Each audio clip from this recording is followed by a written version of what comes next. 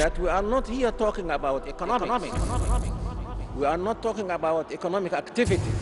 We are talking about the philosophy or the theory behind those economic activities.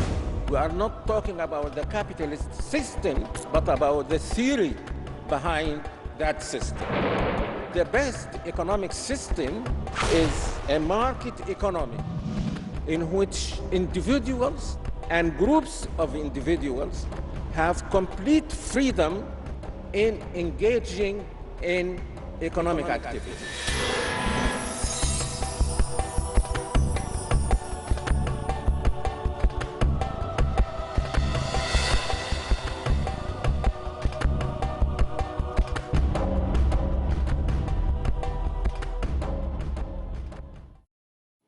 Brothers and sisters, Assalamu alaikum wa rahmatullahi wa barakatuhu. Our speaker today is Dr. Jafar Idrees. Dr. Jafar Idrees has authored many articles and research papers. He has visited many countries around the world where he has lectured in Arabic and in English. He was born on the 15th of June 1931 in Port Sudan, Sudan. He grew up in the city of Port Sudan, where he completed his elementary and secondary school. In addition to the modern school system, he studied Quran in traditional Quranic schools. He also studied fiqh, hadith and Arabic language under traditional teachers in the city and studied Aqidah with Ansar al-Sunnah group. After that, he joined the University of Khartoum, where he completed his education and traveled to London for postgraduate studies. He obtained his PhD in philosophy from the University of Khartoum and the University of London in 1970. His PhD thesis topic was the concept of the causality in Islam. Dr. Jafar Idrees is a professor of Islamic studies in both the USA and Saudi Arabia. He has taught graduate courses of Aqidah, theology, and contemporary ideologies. He has published many articles, papers and pamphlets in Arabic and English, and has also contributed many articles in different magazines, as well as presenting papers at many Islamic conferences. So what promises to be a very interesting and enlightening talk, we welcome to the stage Dr. Jafar Idrees.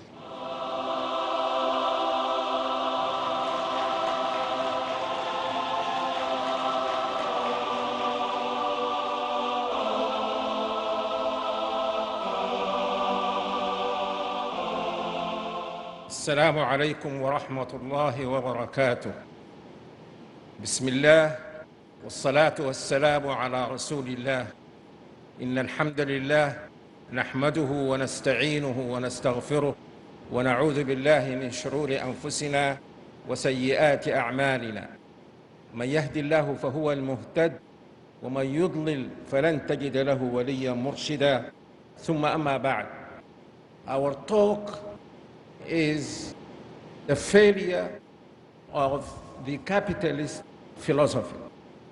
The first question that might come to some people's mind is, why should we as Muslims be interested in the failure of the capitalist philosophy?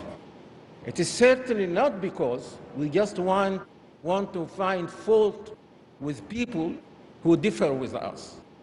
We as Muslims are advised to accept and acknowledge truth wherever we find it. So what is the reason? The reason is that this philosophy has had a very harmful effect on all people all over the world, Muslims not accepted. And people are now having people in the West, second mind about this philosophy and are criticizing it.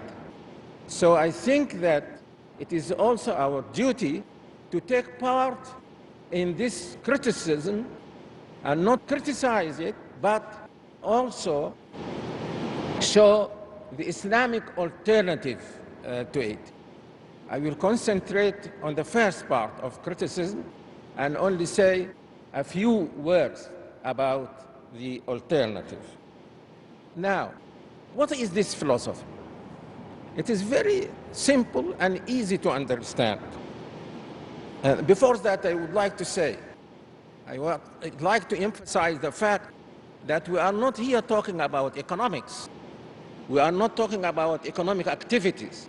We are talking about the philosophy or the theory behind those economic activities. We are not talking about the capitalist system, but about the theory behind that system. Now, what is that theory? What is that philosophy? As I said, it is very simple to understand. It says that the best economic system is a market economy in which individuals and groups of individuals have complete freedom in engaging in economic activities. This is the essence of this theory. Now, why should this be good? They say that in spite of the fact that people will be driven by their own self-interest, and some would say even by greed, but the ultimate result would be in the interest of all. How does this happen? Adam Smith said that this is because there is something like an invisible hand which will coordinate those contradicting self-interest, coordinate them, and channel them to serve the common good, the interest of society as a whole. This is the claim of this philosophy. The ideal of this philosophy is expressed in a famous French expression, laissez-faire, which has been translated to mean leave him alone, or let him do what he wants. Do not interfere in his activities. This philosophy is commonly attributed in the West to the Scottish philosopher and economist Adam Smith, though it is said that he never used that French phrase. Now, we come to our second important question. What is wrong with this philosophy? This is what we will be talking about, Mr. Vettel. What is wrong with this philosophy? The short answer is that it has never been a good guiding principle for economic activity. It has never been. People advocate it, talk about it, but in practical life, they have never been really guided by that philosophy which says that individuals should be given absolute or great freedom to engage in economic activities. Now, again, what is wrong with it? First, this philosophy does not satisfy the basic and first condition of a good theory. A good theory is one which sets an ideal, and the more reality approaches that ideal, the better things will be. For example, if someone said the best society is a society in which no crime is committed. Now, the more any society approaches that ideal, the less crimes there are, the better society will be. That is a good theory. But the strange thing about the theory or the philosophy of the capitalist philosophy is that the more reality approaches its ideal, the worse things will be. And if it happens, never happened, the ideal was realized, that would have been disastrous for any society that did that. In fact, the capitalist system has been surviving not because people were trying to approach its ideal. It has been surviving because governments have always been taking measures that to avoid its harmful effects, measures that are in fact in conflict with the capitalist philosophy. See, for example, the measures that were taken to lessen the harmful effects of the recent economic crisis. In the United States, the government saved some banks and companies by pouring taxpayers' money into those banks and companies. And many people in the United States complained, why do we save a bank or a company with our money? No. According to the ideal, this should not happen. You should leave companies to meet their own fate, whether if they fail or go bankrupt, so then that is what they deserve. So that is the first point against capitalist philosophy.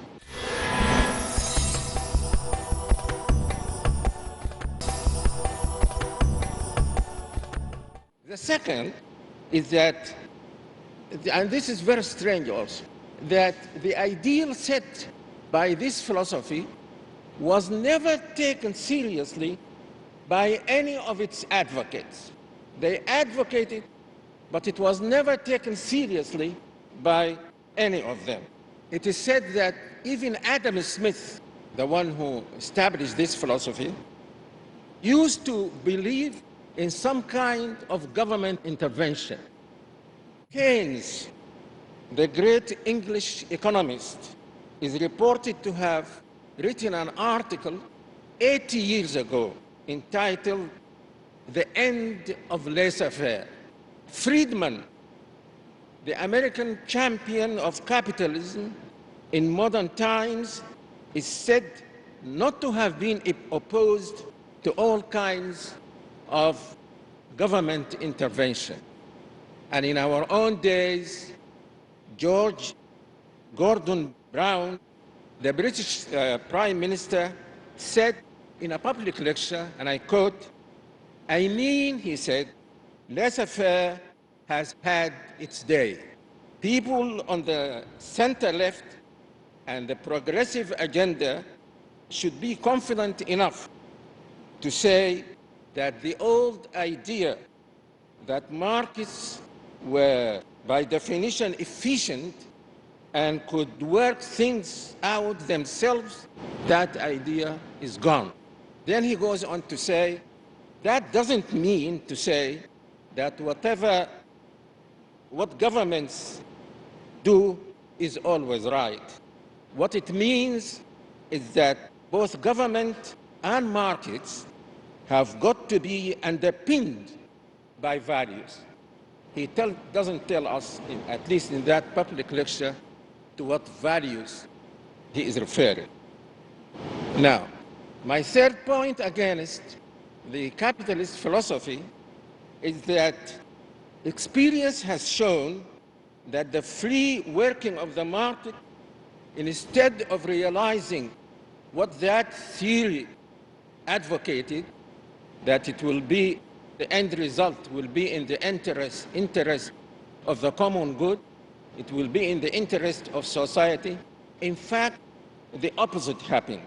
This freedom led to the division of people into very, very rich people, and on the one hand, and very poor people on the other hand. And they say that the gap between them is widening.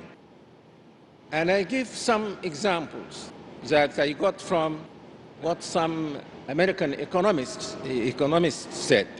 It is said, for example, that in the United States, the 13,000 richest families now have almost as much income as the 20 million poorest.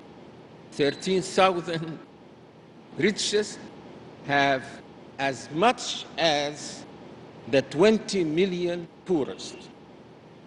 They also say that those 13,000 families have incomes 300 times that of average families.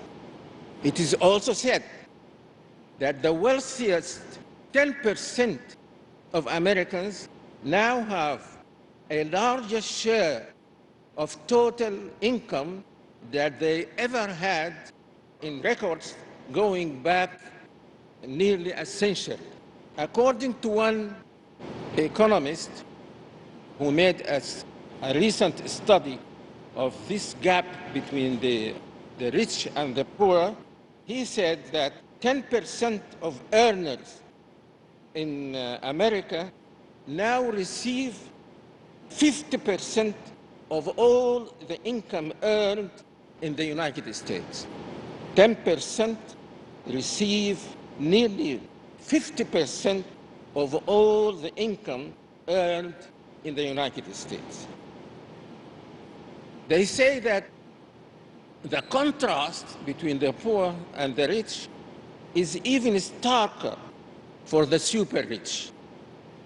The top 0.1% of earners in the US are now taking home 6% of all the income. The top 0.1% earn 6% of all the income. Some economists in the United States say that it is hard to ignore the correlation between rising income inequality and the onset of economic crisis. And they give as an example what happened in 1928 and 1929, just before the start of the Great Depression. They say that the inequalities reached high, was very great, and then as a result of that, there was the crisis of called the Great Depression.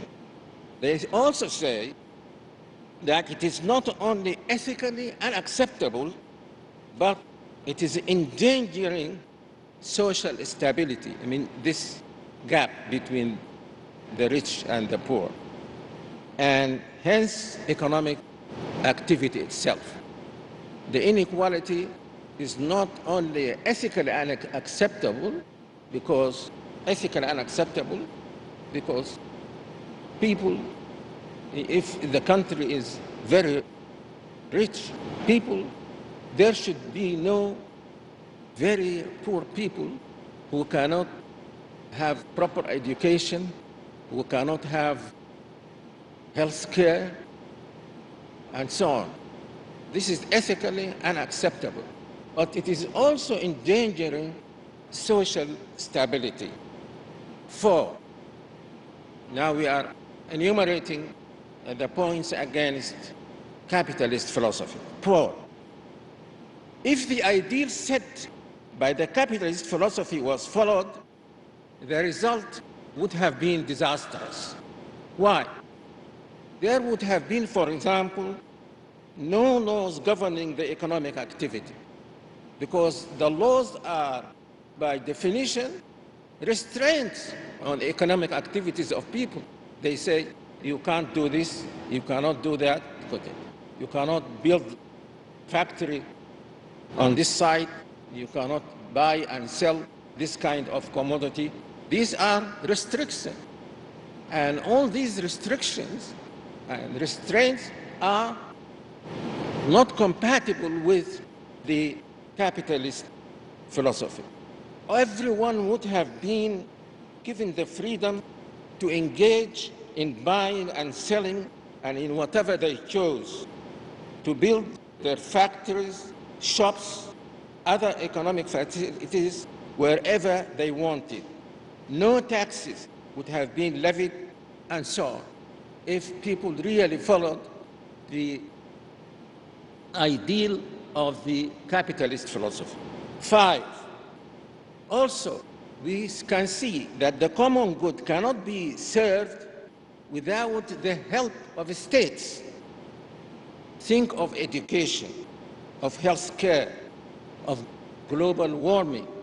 All this, governments have to interfere to ensure that poor people or people have chance for education, have chance for health care, and they must interfere to stop this global warming.